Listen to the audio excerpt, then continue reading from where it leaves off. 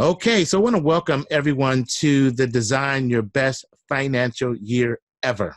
Okay, and I'm not biting my tongue on that. I'm really saying you can have your best financial year ever. And we're going to do it, and it's going to be so awesome. My name is Devin Stubblefield, and I am a financial coach and trainer. I do lots of different types of financial trainings and financial coaching all over the country.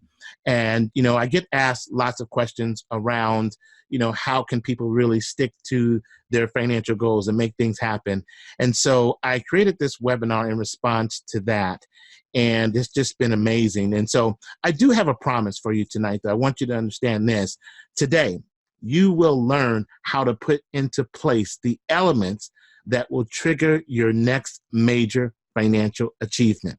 Okay. Now, I am serious when I say that. When I say that you're going to learn this, I am not joking. I mean, we are going to get into this. You are going to learn exactly what those elements are that's going to trigger your next major financial achievement.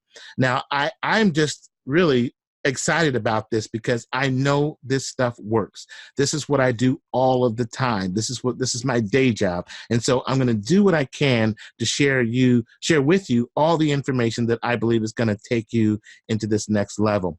Now, I want you to think about this, and I want you to put this into the chat. And I know that if you're on a computer, just you'll find the chat thread. If you're on a mobile phone, there should be an icon for that as well, or same thing on a tablet.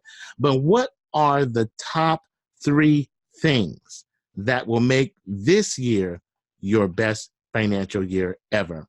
Okay. In your opinion, what are the top 3 things that will make this year your best financial year ever? And so if you don't mind, go ahead and put that into the chat. And, because here's the thing, everybody defines it differently. People have different types of goals or different aspirations or different things that they want to do financially. And, it's going to be awesome, whatever it is, whatever is going to make your year the best one financially. For some people, it's going to be, higher credit scores. Other people, it could be another stream of income. And even others, it could be purchasing some things. And so I just wanted to make sure that, we talked about this. What is it going to make for you to have your best financial year ever? And while you're thinking about that, I want to say this, that, I can say that last year was my best financial year ever. And I'm saying that because I really do believe that, I learned some things that really took me over the hump. And I want to share those with you. And the bottom line is this: it's not rocket science. And for those of you who are on here who might be thinking, well, Devin's going to talk to us about budgeting tonight. I'm really not. Okay. I'm not going to talk to you about, but you guys know how to budget. We're not going to talk about that. We're going to talk about some things that I believe is going to help you to implement what you've been really wanting to do. Okay. And I want to say thank you to Tisha Costa. She says she want to buy a new home, get a business up and running. Absolutely. That is an amazing thing. Aisha Smith says, revamp my business plan, buying a house, being able to save. Absolutely. Michael Wolford, money left over after bills, better credit and debt free. Yeah, you guys got some pretty awesome things, and I appreciate that. But I want you to keep those things in mind. And, the whole thing about it is, how are you going to actually make all those things happen, and will they happen simultaneously? But let me share something with you. There is a guy named Todd Herman who is a business strategy coach, and I really like him. I actually got a mini class from him last year, and I thought this was kind of interesting, so I wanted to bring it forward here because I thought this is so relevant to what we're going to be talking about tonight. And so I want you to think about your plan. Okay, your plan. And most people, when they come to thinking about their financial plan or their strategy, their goal, they say, it's pretty straightforward. I can make it happen. Okay. And everybody thinks like that. That is just easy to do. But here's the thing. Okay. Reality is all this other stuff comes into play, right? Things sometimes don't go as we plan it. Things get confusing, as you can see in the graphic here. You might reach a point where you didn't foresee an obstacle and you need new tools or new resources to help you get over that. or there's forces outside of your control, you know, that will just definitely come, like a rainy day or like the snow. For those of you who don't know, we are from Seattle. We had the worst snowstorm in 70 years last week. And thank God I was out of town. I was in another state that had a snowstorm too. But the point is that everyone was caught off guard as far as the amount of snow that happened. So I wonder how many financial plans were thwarted that week, okay? And so things happen. And then, you know, you get to a point to where you got momentum, you're going forth, and then all of a sudden you can see the finish line. You can see it, you begin to pray, you begin to thank God for you, and it's all there. But then the last few yards, the last few things that you got to do to reach that pinnacle, you know, it really brings a lot of resistance. And that's where you gotta kind of just pull every bit of energy, every bit of grit that you have in order to make the goal happen, you know. And so here it is, you know, the reward is great, but you know what, the fight is real. You know, and I just want to say, this is reality. This is what happens to all of us at certain times. And so I want you to think about this. What I'm going to do today is help you to kind of smooth this continuum out. I'm going to give you another continuum later on as we talk about this, so that you can really overcome some of these things that has happened. And the bottom line is this, you know, it happens.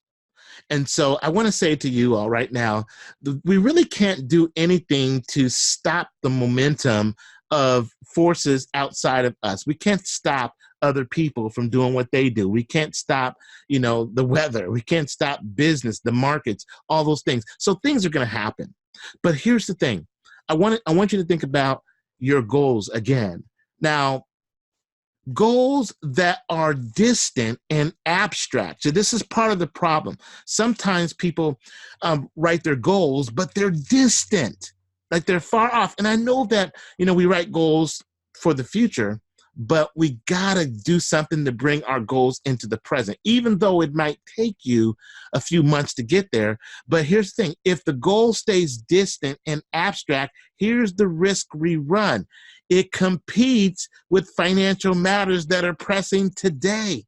And you guys already know, you know, you're doing things, you're going, you're working, you're building, you got your eye on the prize, but then when that squeaky wheel happens, when that thing comes, that bill, that emergency, that financial thing happens, my question is, who wins the day? Okay? And it's usually that thing. It's that thing that is really pressing us that really gets to win.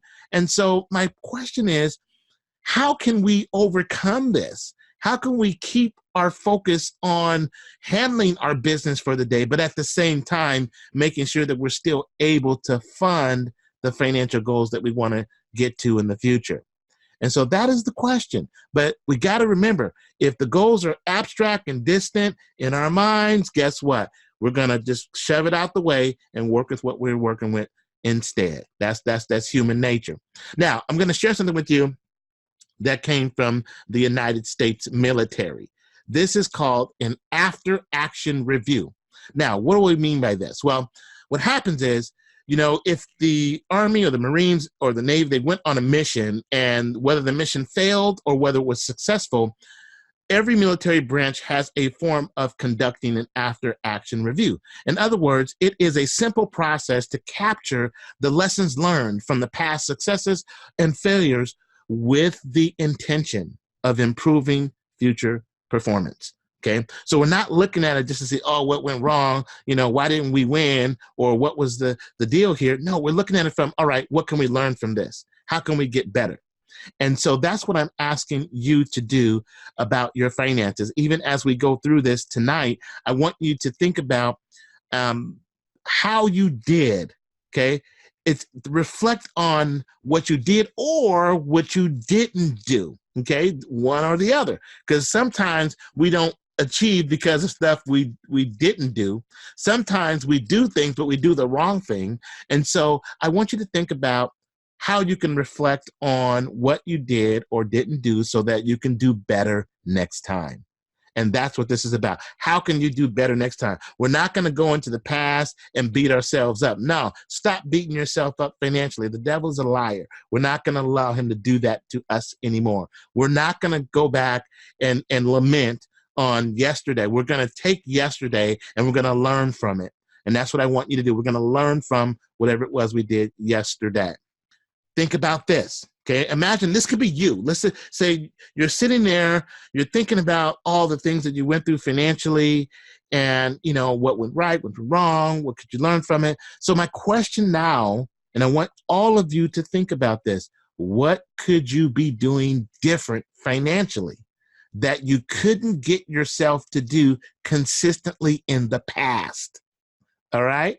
What is it that you could be doing differently from a financial perspective that you couldn't get yourself to do consistently in the past? I don't want you all to answer that question because it's personal, right? We all have our personal things, and you all know what it is. You know what the thing is in your life that could potentially stop you from doing or going or producing the way that you know that you should. So consistency wasn't part of the deal. It was stop and go, up and down, left and right, but steady progress, maybe it didn't happen. And so this is the importance of doing the after action review, because I want you to think about what you could have been doing differently, okay, that you couldn't get yourself to do consistently in the past.